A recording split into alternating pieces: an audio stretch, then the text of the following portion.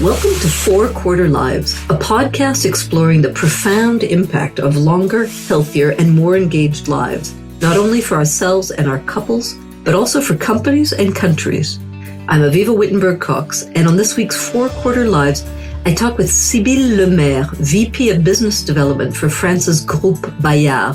In addition to running a media business that focuses on the young and the older, she's also launched a club for CEOs called the Club Landoy. It brings together a couple of dozen CEOs of some of France's leading multinationals around a charter to get longevity strategies onto their agenda, putting demographic change alongside tech and climate changes. It's a model for how to get companies on board and leaders longevity literate. So welcome, Sibylle Le Maire, to 4 Quarter Lives. Delighted to have you. Thank you, Avivah. I'm so happy. So I was so happy to invite you because you are doing something really interesting in France that I think should be a model for the world.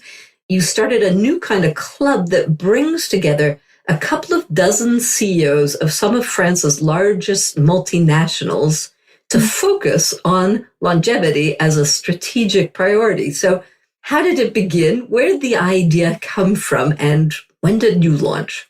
Okay, thank you, Avivah, so much for your invitation. And I have a confidence to make. We met a month ago or so. We did at the OEC, in the beautiful halls of the OEC. I was very surprised. And I said to myself, how come I didn't meet such a wonderful woman month before? So I'm very happy to be with you today. And me the same. Yeah. It's unbelievable. I lived in France for 30 years and we never crossed paths. I don't know how we managed. Don't know why, but then it's great. Chose faite. Chose faite, exactly. So let's say that, I work at Bayard and our senior interest is a long-standing choice since 1968, May 1968, believe it or not, since the creation of one magazine called Notre Temps, who actually focus on retirement. Tell us a little bit what the Groupe Bayard is, because my listeners might not know of this. It's a media company. We do books, magazines, audio, digital, all kind of things. And we focus on children magazines, where we are the biggest one in Europe. And we do also magazines for 50 plus. And the specificity of the group is that we are based on subscriptions, and we have so far 4 million subscribers in France and all over the world. So it's an amazing company. So one part is focused, and we have a daily newspaper as well. So one part is focused on children and the other one on the 50 plus. And one day I've been asked to work on this 50 plus population. The strange thing for me was we have 24 magazines for the age from 0 to 18, one for the 50 plus. Isn't that interesting? That is very interesting marketing-wise to have one for that many people. So I started to ask myself, who are they? What do they want? What do they focus on? And I realized that it's a huge part of the population that we put in one bag. Yeah. Olders. Yeah. And I said to myself, not sure that is the right, aspect and the right way to look at them. So why are there so many? Because we know that, Avivah, is that we live much longer. The question is, and the question you asked and raised before me is that, are we ready to live longer? That's another thing. Yeah. So as a country, as a company, as a citizen, and as an employee, are we ready for that? So I started to gather different companies from different parts, from different sectors, so that we could answer this very difficult question all together. And I look at the demographic transition, and I look for you as numbers. Yep. And what I'm sure about is that demographic change. First of all, demographic is a fantastic thing because it's a sure thing. We know that. The difficulty is for us to accept it and to do something with it. So there's one demographic change is one major trend that will profoundly alter the job market and our society as a whole in the coming years. alongside technological change and climate change. And why I started this club is to prepare together, to face it, to ask ourselves, what can we do? And to prepare and organize. That is the reason of the Club Landoy, which was created in November 2019. So Landoy is written Landoy,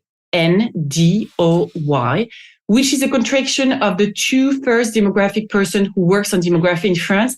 Lucky me, Adolphe Landry, Louise Duroy, one man, one woman. I was more than happy.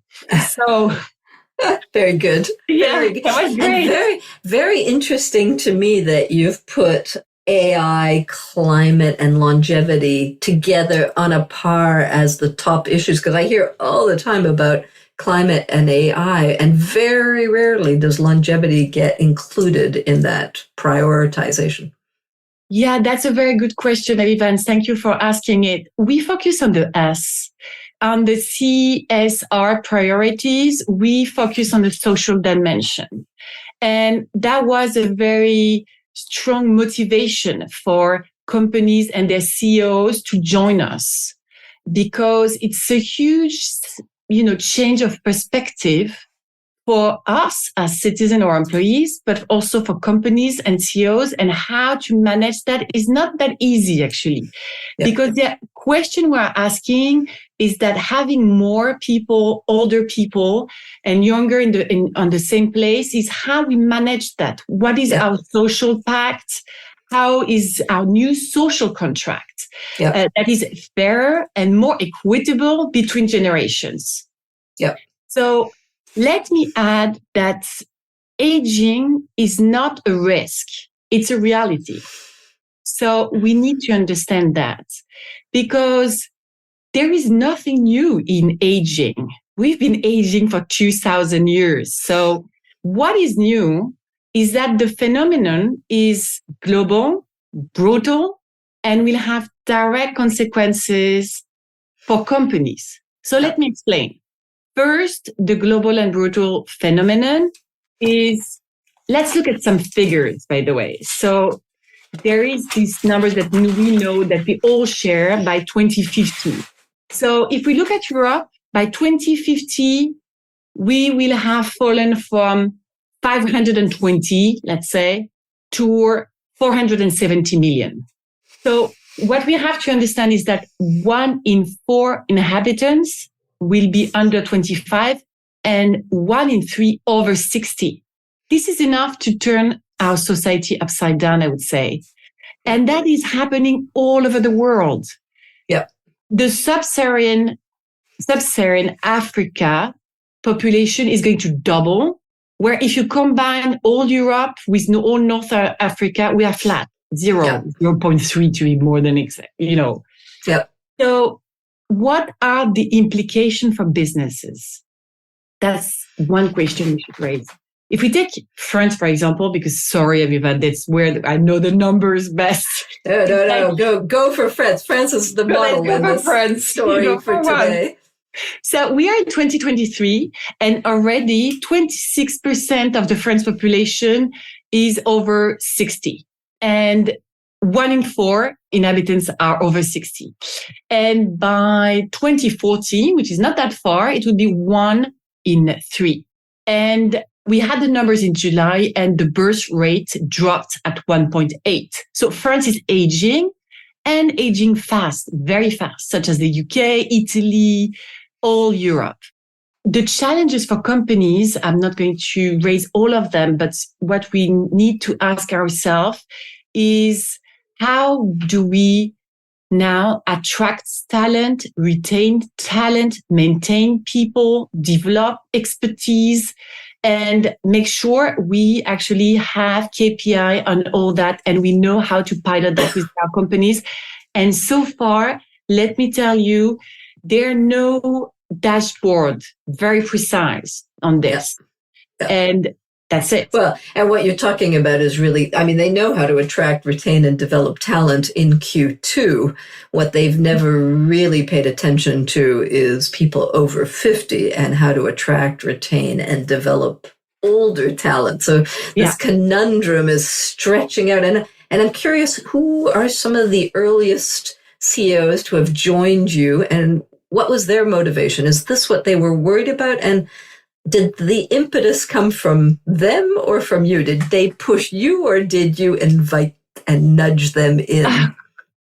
Just curious. Question.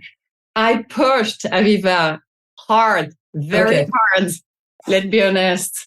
That's okay. You nudged. That's a nudge. Yeah, because at the question, how age inclusive are you? People were looking at me like, okay, what is this kind of question? Yeah. Then they understood the importance on focusing on the S, and they look at the ratio of people over 45 already within their company. So that's where they actually make a click and said, okay, we need to do something. So you find they were measuring that? They did have their radar on the over 45s? Okay. Yeah, they knew. They know. Mm-hmm. Okay. They didn't know that it was so big and increasing so fast. That was a new thing. Yep. Okay. So the club, as you started it, I think very wisely came out first with a charter. Is that right? Or did the charter evolve over time? And members that you invited to join had to sign on to the 10 principles of this charter. Exactly. Can you share with us what they were and how they were developed? Okay. You know that there is this aphorism, if you say in English, of Groucho Marx, which is, in every old man, there is a young man wondering what happened. And what is actually scatting on an individual level is likely to become true on a collective and even generational level everywhere in Europe.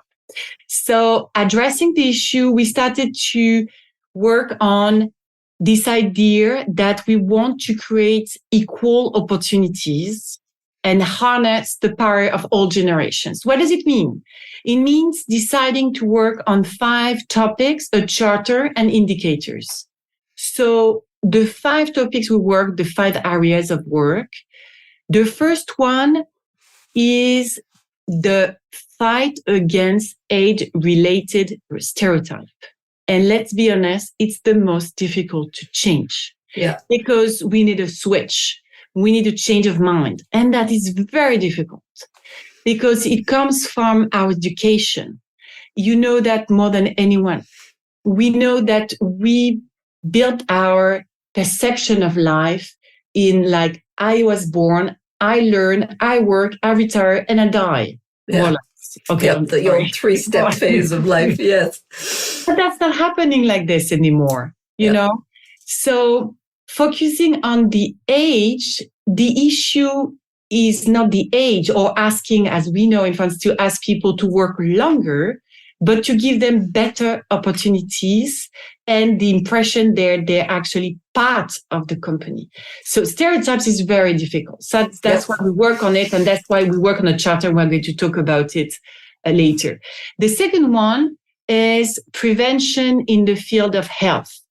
There is even more after COVID, I don't have all the explanation, a certain fatigue also. And there's safety, obviously, for certain work, but, you're also a certain fatigue, bore out, as you say in English or whatever. But we need to work on that. Why are we struggling so much on commitment for certain employees? Then we say, because we like to have the right in France, it's a right to lifelong training. What is this world that we built and we believe that education is part only for the youngest? What is that? No, education is the story of your entire life. You have to work on that. And the thing is, I don't think we should think in terms of age anymore. It's more like how I keep myself capable and with some opportunities as long as possible. I want to have new opportunities. I want to be capable to actually project myself. This projection is very important. So you have to prevent from your training and everything.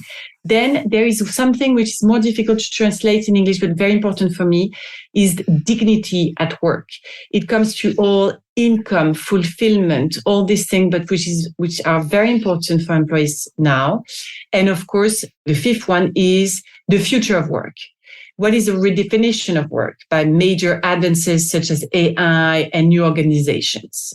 Okay, so 5, let me just summarize that for listeners. So the first one is basically ageism and the stereotypes that create it.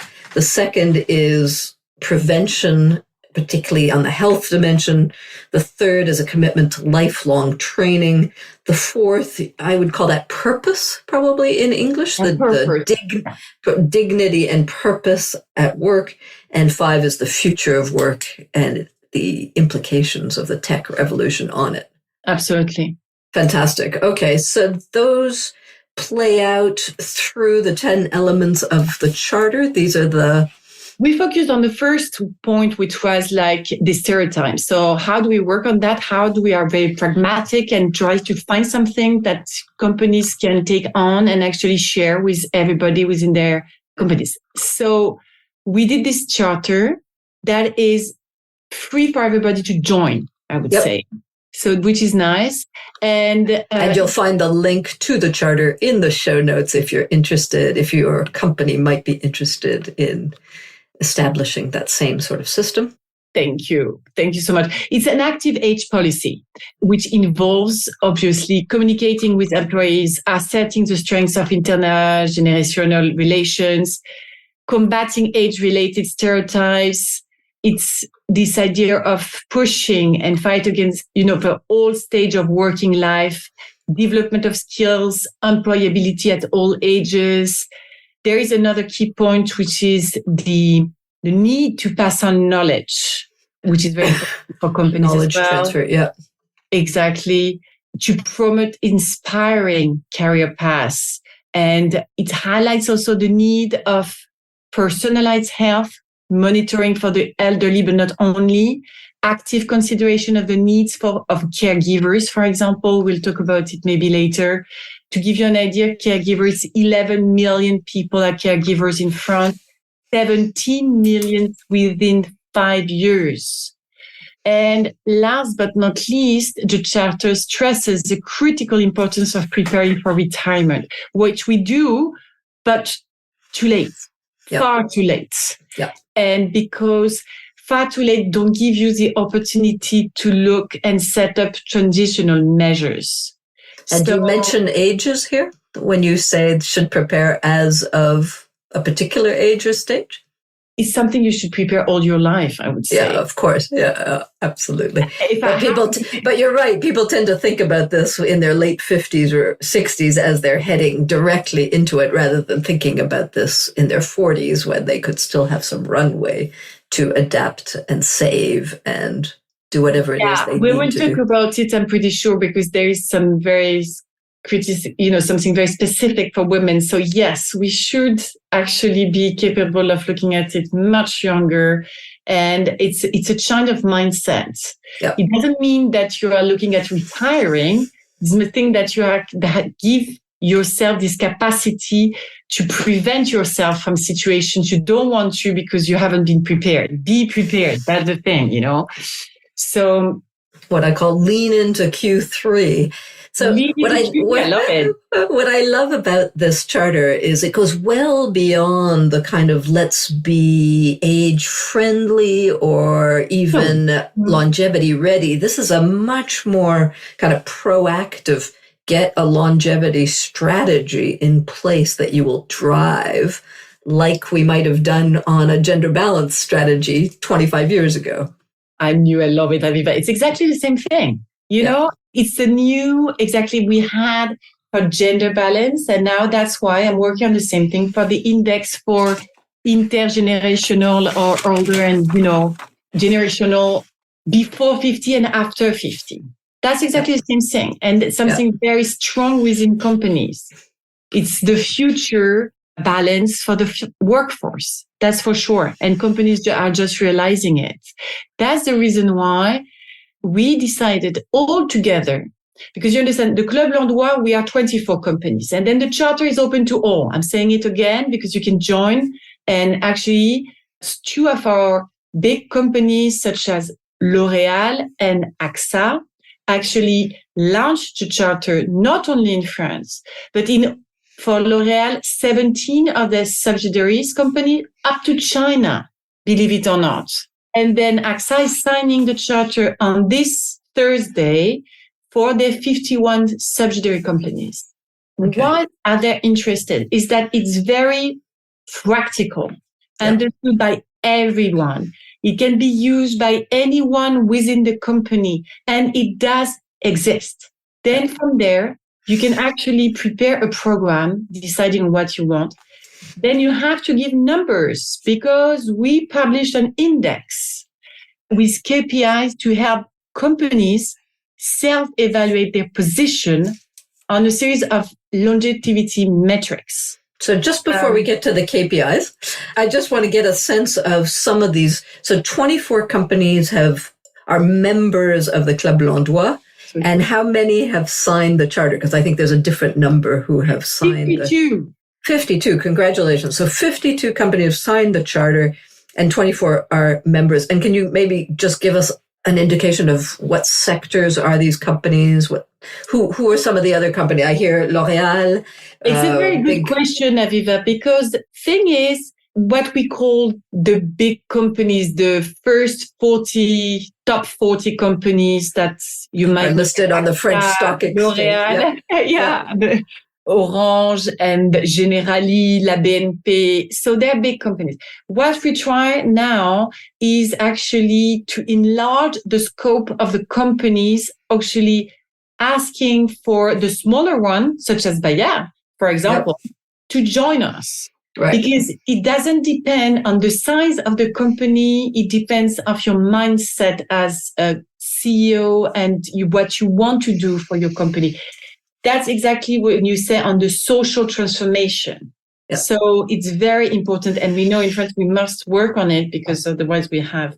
But it helps to have some really famous brand names come in first to show the way and show how serious this is. And they're putting it on the agenda. It's true that having a company such as obviously L'Oréal with us working on aging is not nothing. That's for sure.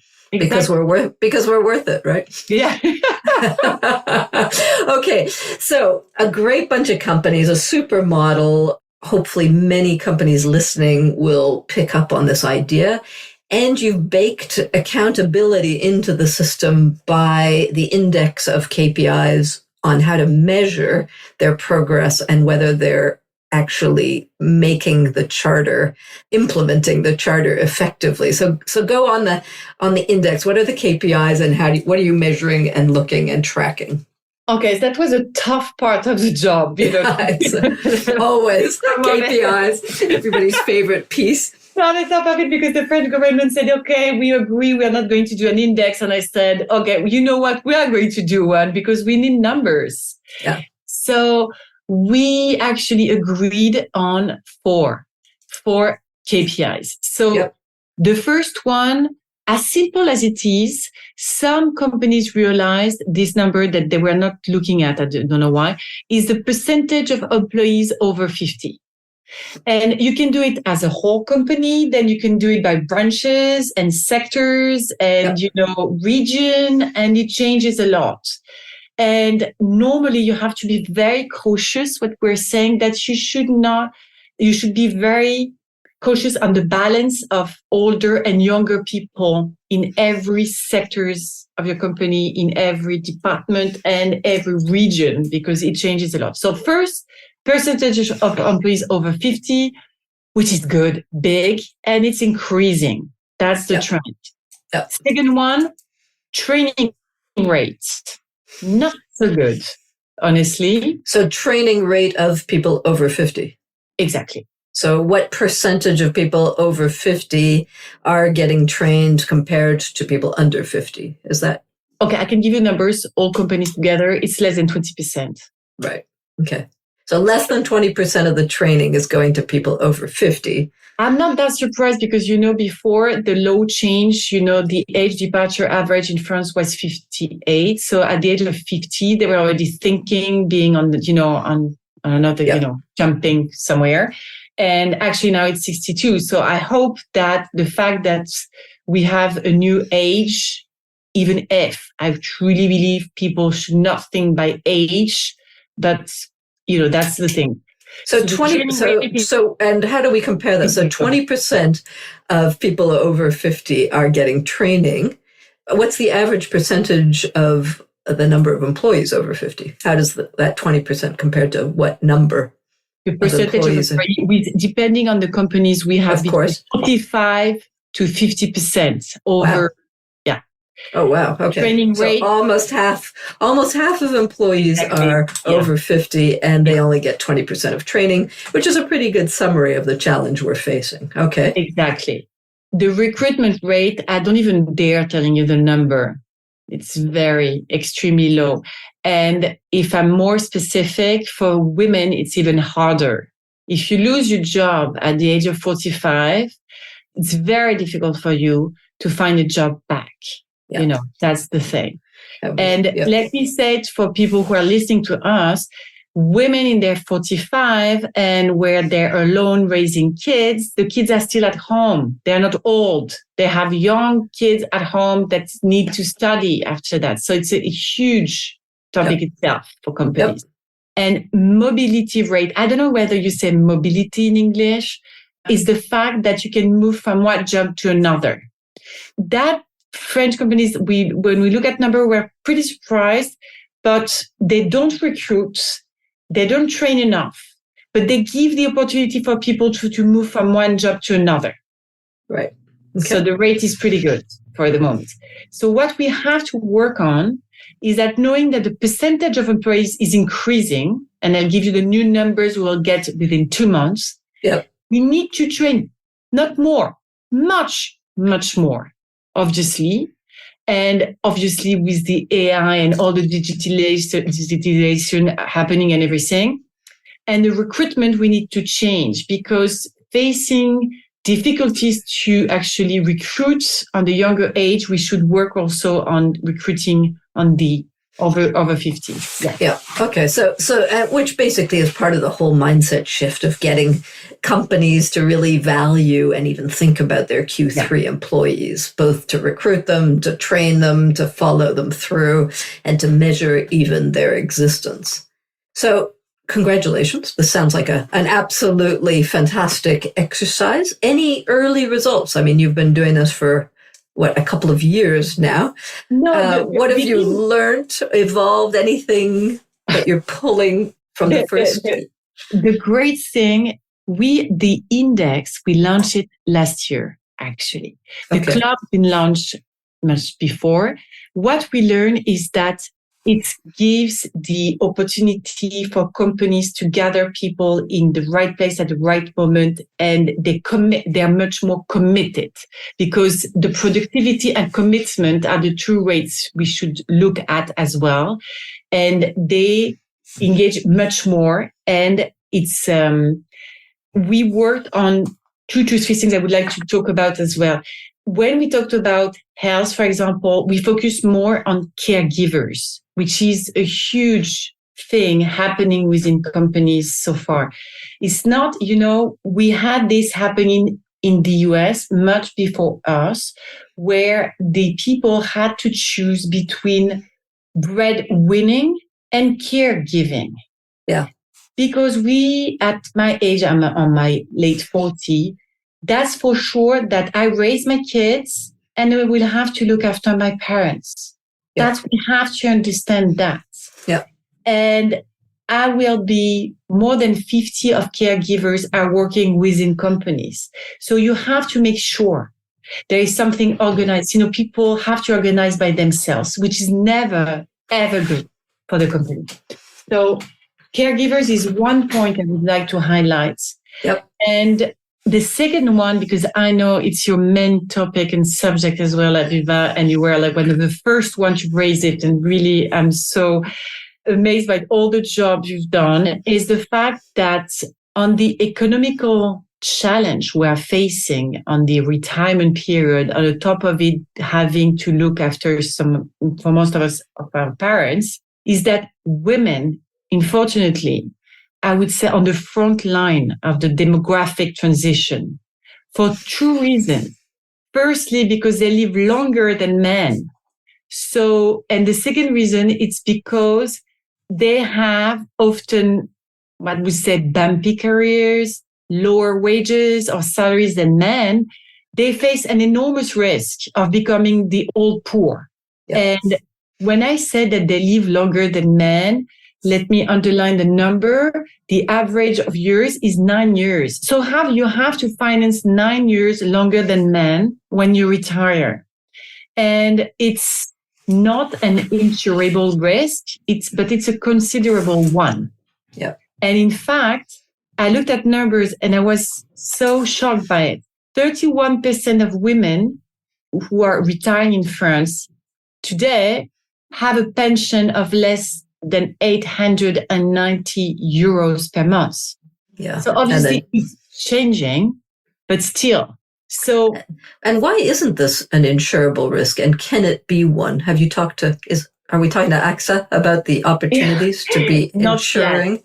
We are looking at inclusive insurance that would cover it, but it's not ready yet, because no one actually work on these numbers.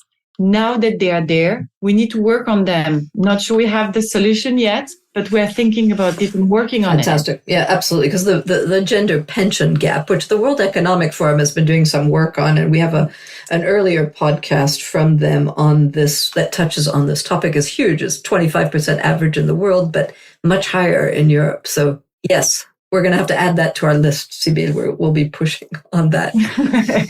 Okay, there are a bunch of challenges. I'd like to focus a little bit on some of the challenges that have emerged from some of your work. The reality of corporate ageism is obviously a big one, and it hits some people a lot harder than others. So you've talked about this risk of women becoming old and poor, and how we're going to address this in the club is to shift mindsets. And how are the CEOs in your club starting on this journey? Are they aware of the gender slants that you're talking about, or are you, again, kind of nudging this onto their agenda? Okay, we know we have the same character, Avivah, so at least they're aware, that's for sure. They know it. What they're going to do with it is very important. They're working on it. They are very sensitive about the subject. Why? Because the number of women within companies is increasing. Yeah. So they have to focus on it, only by that. And what is interesting is that we know now that companies that build human capital are more consistent and resilient performers and are better at attracting and retaining talent.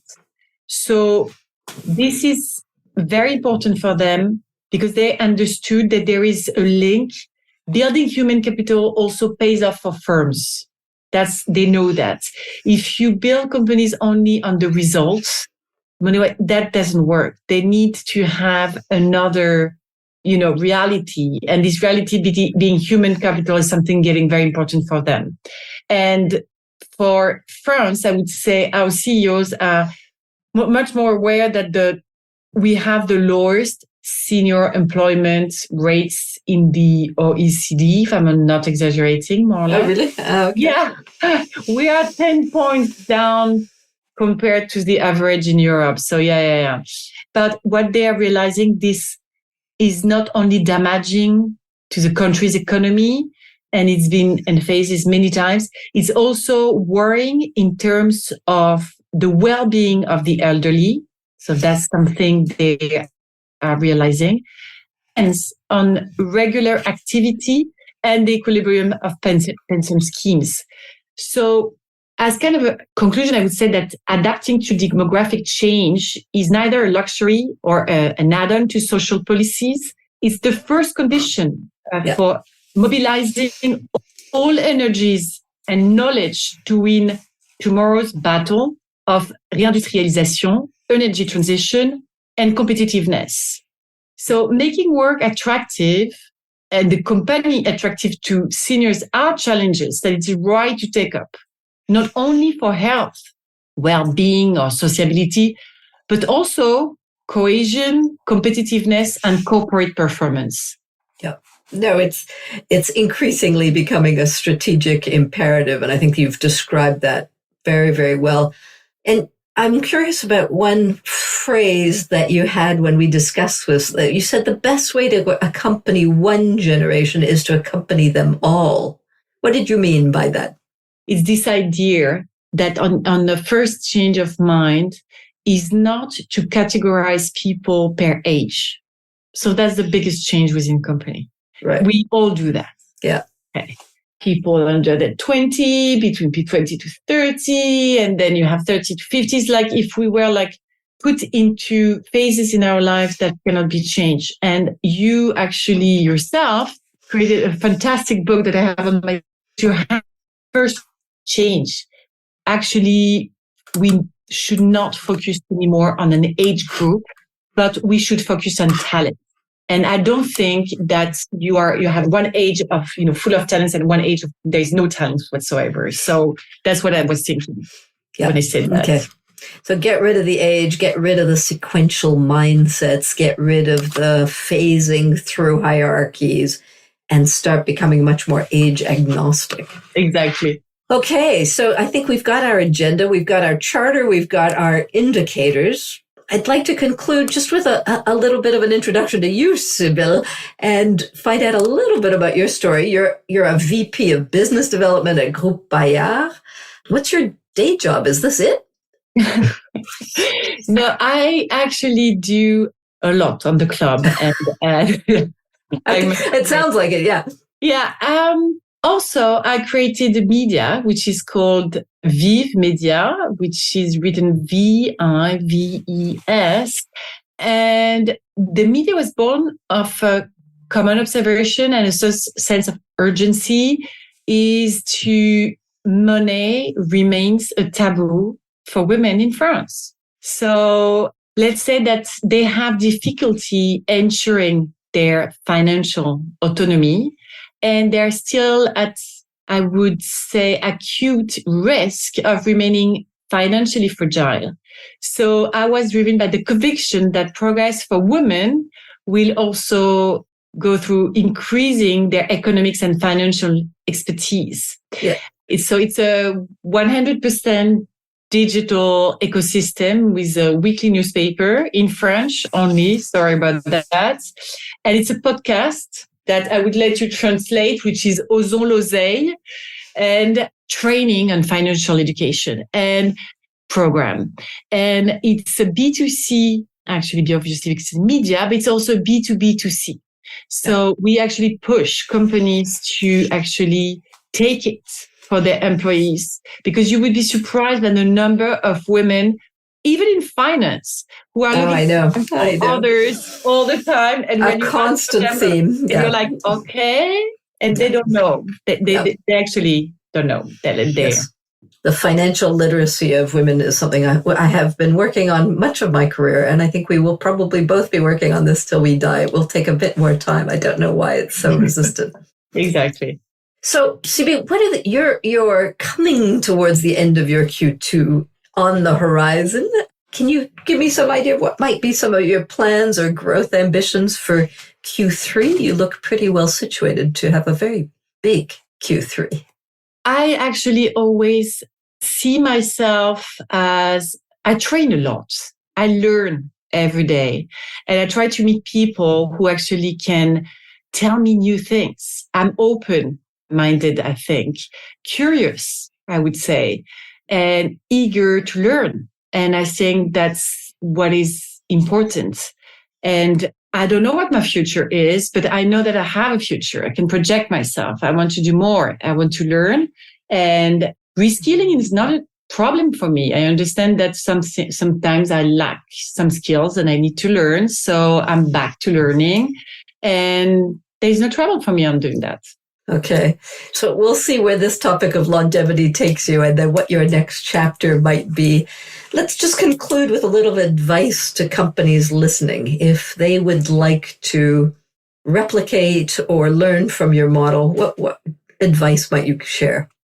they're more than welcome actually to contact us. We will give them, any kind of advice we can, and we'd like to share with what they did. We learn from that. And I think the strength of the club is the fact that you have all these companies sharing together. Yeah. Because making one thing doesn't make a strategy, but sharing with 24 ideas starts to make a strategy. You see, That's a big difference. So join us and do more. That's for sure. And we need a switch. And there is not this idea of asking people to work harder, longer, who actually wake up in the morning thinking, okay, shall I work longer or harder? Or no, that's not something. But you have to give them better opportunities. And if you give people better opportunities, and if people are also capable of taking them, when you were asking, for me, my target is to be capable as long as possible. I want to have opportunities. You have to put yourself in the sense of getting these opportunities as well. And that's it. Okay, so listeners, you have been invited to join and skill up and get longevity onto your strategy and your CEO's agenda as well. Sibylle, thank you so much for enlightening us and opening up your experience. Congratulations again on what you've built, and I'm sure you're going to create some emulators. Thank you so much, Avivah. Thank you. À la prochaine.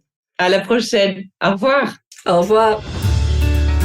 For more thinking about the impact of our 4-quarter lives, you can read my column at Forbes and subscribe to my Elderberries newsletter on Substack. Let's design lives that aren't just longer, but better.